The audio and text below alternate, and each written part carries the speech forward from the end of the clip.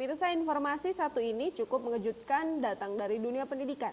Karena alasan tertekan dan tidak merasa tenang dalam menjalankan tugas, sebanyak 64 kepala sekolah SMP negeri se-Kabupaten Inhu Riau mengundurkan diri. Waduh, kenapa bisa begitu ya? Sebanyak 64 kepala SMP negeri se-Kabupaten Indagiri Hulu, Inhu Riau dikabarkan mengundurkan diri. Informasi soal pengunduran diri dari para kepala sekolah tersebut berhembus kencang pada saat pemerintah Kabupaten Indragiri Hulu memberikan izin untuk memulai sekolah tatap muka di sekolah setelah lebih dari 4 bulan siswa belajar dari rumah. Terkait pengunduran diri dari kepala sekolah tersebut, Tribun Pekanbaru.com telah mengkonfirmasi PLT Kepala Disdikbud Inhu Ibrahim Alimin. Meski ia menegaskan bahwa Pemda Inhu belum memberikan keputusan atas pengunduran diri para kepala sekolah tersebut, Ibrahim mengungkapkan bahwa para kepala sekolah tersebut menuliskan surat pengunduran diri mereka secara resmi dan kemudian ditandatangani di atas materai.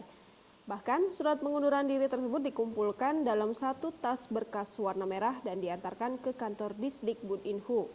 Ibrahim mengaku dirinya masih belum bisa mengungkapkan secara jelas alasan pengunduran diri para kepala sekolah tersebut. Namun sesuai dengan isi surat yang disampaikan, para kepala sekolah merasa tidak tenang dan nyaman dalam menjalankan tugas. Seperti yang tertulis bahwa mereka merasa tertekan dalam pengelolaan dana BOS.